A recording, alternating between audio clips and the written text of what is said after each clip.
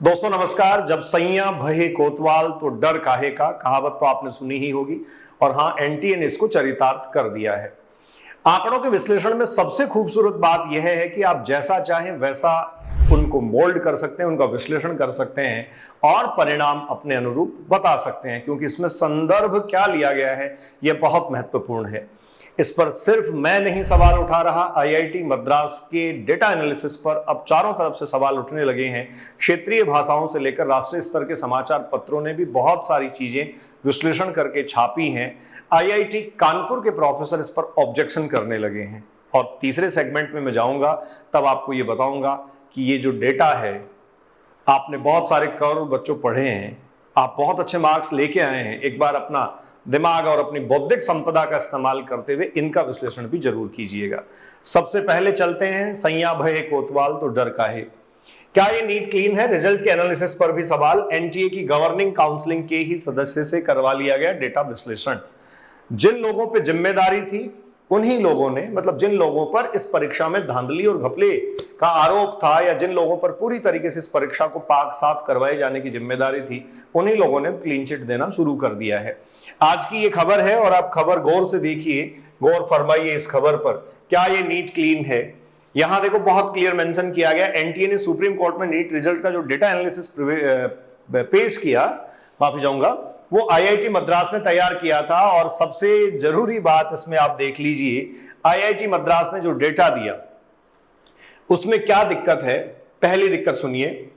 पहले तो एनटीए की एक प्रॉब्लम ये थी, एनटीए ने जिस तरह ग्रेस मार्क्स की जांच के लिए बनाई गई कमेटी में अपने ही अध्यक्ष प्रदीप जोशी को अध्यक्ष बना दिया था, उसी तरह सुप्रीम कोर्ट में हलफनामा देने के लिए डेटा एनालिसिस की रिपोर्ट बनाने का जिम्मा आईआईटी मद्रास के निदेशक प्रोफेसर वी कामकोटी को दिया गया, जो फिलहाल एनटीए की गवर्निंग बॉडी या गवर्निंग काउंसिल के सदस्य हैं। एनटीए की 14 सदस्य गवर्निंग बॉडी में आईआईटी के 3 निदेशक सदस्य होते हैं और इसमें से एक हैं प्रोफेसर वी कामकोटी, जिन पर यह जिम्मा था कि एनटीए की तरफ से सुप्रीम कोर्ट में डेटा एनालिसिस को पेश करें। और एक बात यहां से दूसरी ओर सुन लीजिए, रिजल्ट एनालिसिस में गड़बड़ी। आईआईटी कानपुर के पूर्व प्रोफेसर धीरज सांघी ने कहा कि आईआईटी ने टॉप 1.4 लाख स्टूडेंट्स के अंकों के वितरण में जो विश्लेषण का दावा किया है, इसमें घंटी आकार का कर्व बन रहा है, बेल शेप, आपको पता है बच्चों ग्राफ कर्व बन रहा है। यह 2023 के नीट यूजी के रिजल्ट में भी बन रहा है। इससे जाहिर है कि यह नियमितता नहीं है, पहली काम की बात। लेकिन सवाल यह है कि आईआईटी मद्रास ने यह क्यों नहीं समझाया कि अनुचित तरीके के इस्तेमाल से किसी को फायदा हुआ या नहीं हुआ, जबकि अदालत यही जानना चाह रही थी। इस खबर की अगर पड़ताल आप करेंगे तो दूसरे पेज पर, दैनिक भास्कर की यह खबर है, इस दूसरे पेज पर इसकी बहुत सारी डिटेल जो है वो बच्चों और दे रखी है। खैर उस पर मैं ज्यादा नहीं जाना चाहूंगा।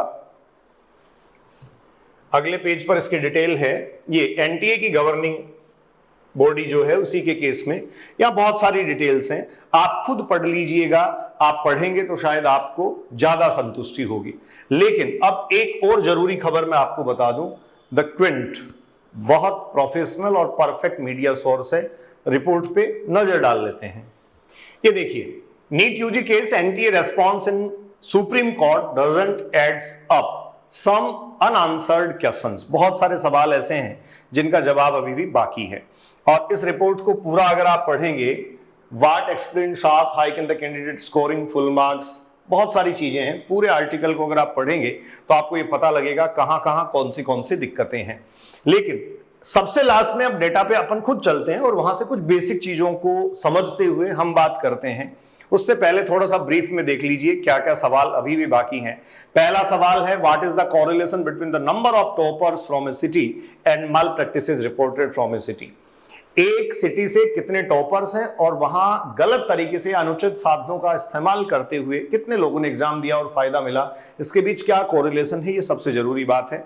उसके बाद में दूसरा इन्होंने एक क्वेश्चन जो रेज किया है वो है, can the correlation between reduction in syllabus में जो कमी आई उसमें and increase in the candidate scoring more than 600 be quantified. Reduction जो सिलेबस का हुआ उसके कारण 600 से ऊपर कितने बच्चों को मार्क्स आए, क्या उनको क्वांटिफाई किया जा सकता है।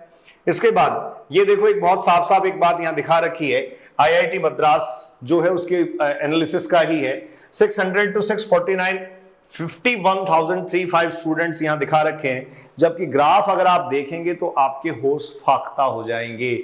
उसके बाद थर्ड जो क्वेश्चन है, what about the exam centre in Haryana Jhajjar where 6 students with reportedly consecutive roll number had score 720 marks. खैर इस मामले को हम मान लेते हैं कि ये सॉल्व हो गया है। उसके बाद ऑन व्हाट बेसिस है IIT Madras pick the data, उसका बेसिस क्या था। और फाइनली ये देखिए 2023-24 का कर्व जो है उसको कंपेयर किया गया है, और इस कर्व के या इस ग्राफ के कंपैरिजन में एक बात तो बिल्कुल साफ है, बहुत साफ एक बात यहां प्रतीत होती है, बहुत साफ एक बात यहां दिखाई देती है कि यहां से देखो ये 572 575 का स्कोर है, 575, और यहां से अगर आप देखेंगे तो ये 600 के आसपास एक फ्लक्चुएशन आपको जरूर दिखाई दे रहा है। इस कर्व में अगर आप देखेंगे तो एक शार्प डिक्लाइन दिखाई दे रहा है, लेकिन यहां ये जो है वो ऊपर उठता हुआ दिखाई दे रहा है। इसका मतलब ये जो गैप है, ये गैप स्टूडेंट्स काफी बड़ा है, अपने आप में बड़े नंबर को इंडिकेट करता है। खैर हो सकता है आपको इस तरीके के डेटा एनालिसिस पे थोड़ा सा भरोसा ना हो, आपको हो सकता है कि ये लगे कि हम कोई जो है उसमें बेसिक और प्रैक्टिकल एक्सपर्ट नहीं है डेटा एनालिसिस के, लेकिन जिन्होंने किया है वो अपने आप में बहुत एक्सपर्ट लोग हैं। जो क्विंट की खबर मैं आपको दिखा रहा हूं, what is the methodology limitation and chance of the error in this data, ये भी इन्होंने एक्सप्लेन नहीं किया। कहीं भी कोई भी डेटा एनालिसिस होता है तो उसका बेस क्लियर किया जाता है, उसकी मेथोडोलॉजी बताई जाती है, लिमिटेशंस उसकी बताई जाती हैं, क्या सीमाएं हैं, और फाइनली उसमें एरर की कितनी पॉसिबिलिटी है ये जरूर मेंशन किया जाता है। चलो इन सब को छोड़ के सीधा अपन चल लेते हैं एनटीए के एफिडेविट पर, और उसमें घंटी के आकार के ग्राफ और टेबल नंबर 16 को सिर्फ देखेंगे। आइए।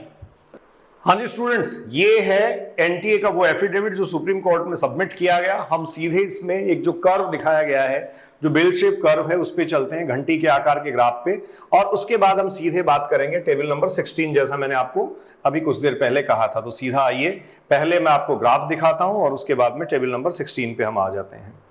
ये लीजिए, पेज नंबर 13 पे आपको एक बेल शेप कर्व दिया गया है, और इसमें 2 से 3 बातें जो मुझे बेसिकली समझनी है। जितना ग्राफ के बारे में मैं जानता हूं, जितना ग्राफ्स को हम समझते हैं, और बच्चों आप जानते हैं हम ग्राफ्स पढ़ते भी हैं बहुत सारी जगह पे, आप फिजिक्स केमिस्ट्री पढ़ते हैं तो आप ज्यादा अच्छा एनालाइज इसको कर पाएंगे। यहां इसका पीक जो दिखाई दे रहा है, अगर मैं इसको पीक मेंशन कर दूं तो यहां इस ग्राफ का जो पीक दिखाई दे रहा है वो 60 to 80 मार्क्स, 60 to 80 मार्क्स जो हैं इस रेंज में दिखाई दे रहा है। इधर इस तरफ इन्होंने स्केल लिया है मार्क्स स्कोर्ड, और इस तरफ जो है वो बच्चों नंबर ऑफ स्टूडेंट्स यहां मेंशन किया गया है। तो नंबर ऑफ स्टूडेंट्स और मार्क्स स्कोर्ड के बीच ये कर्व प्लॉट किया गया है, और इनका कहना है कि ये घंटी के आकार का ग्राफ आता है। पहला सवाल मेरा ये है, अगर मैं क्वालिफाइंग क्राइटेरिया पे जाऊं तो 140 से 160 का रेंज ये है। मैं यहां मान लेता हूं कि ये 140 से 160 का रेंज है। क्लियर? क्योंकि 164 नंबर 164 मार्क्स जो है इस बार क्वालिफाइंग क्राइटेरिया है। यहां 128.0 के लिखा हुआ है। यहां के बाद का अगर ये सारा डेटा मैं एक साथ कर देता हूं तो ये करीब 8.5 लाख के आसपास आता है, करीब 8.5 लाख के आसपास बच्चों ये आता है, जबकि क्वालिफाइंग कैंडिडेट्स का नंबर इससे ज्यादा है। मेरा पहला सवाल, ये क्वालिफाइंग कैंडिडेट्स का नंबर ज्यादा है। खैर ये डेटा एनालिसिस करने वाले लोगों के हिसाब से ज्यादा सही तरीके से समझने वाली बात है। अब मैं सीधे ही आपको टेबल नंबर 16 पे लिए चलता हूं, कौन से शहर से कितने बच्चे टॉपर आए, 100 में कितने आए, 500 में कितने आए। हमारे सीकर का भी काफी अच्छा नाम इसमें हो रहा है, ये बहुत अच्छी बात है। खैर, लेकिन मैं आपको टेबल नंबर 16 पे सीधे लिए चलता हूं, जहां से आप ये देख पाएंगे कि वहां डेटा में काफी वेरिएशन है। अब ये वेरिएशन कैसे आया, ये आप खुद समझ पाएंगे। देखिए, ये ईयर वाइज मार्क्स ऑब्टेन्ड हैं, साल दर साल जो बच्चों के नंबर आए वो हैं। अभी मैं कुछ देर पहले आपसे बात कर रहा था 600 से 649, 600 to 649, मतलब ये जो रेंज है, इस रेंज में यहां दे रखा है 51,358 बच्चे। और आप अगर देखेंगे इस रेंज में वहां ग्राफ में, तो ये नंबर ऑफ स्टूडेंट्स वहां कम दिखाई दे रहा है। 2023 में ये काउंट 22,000 बच्चे ही था, तो ये एग्जैक्टली काउंट बढ़ा। इधर आप देखिए 350 से ये 99 2002 में था, 350 था, और ये 2321 हो गया है। आप इस इंक्रीज को बहुत आराम से सारे को समझ सकते हैं। तो जरूर अब खाली बैठे ना, 3-4 दिन में डिसीजन आने वाला है, तो डिसीजन तो जो भी सुप्रीम कोर्ट देगा वो होगा।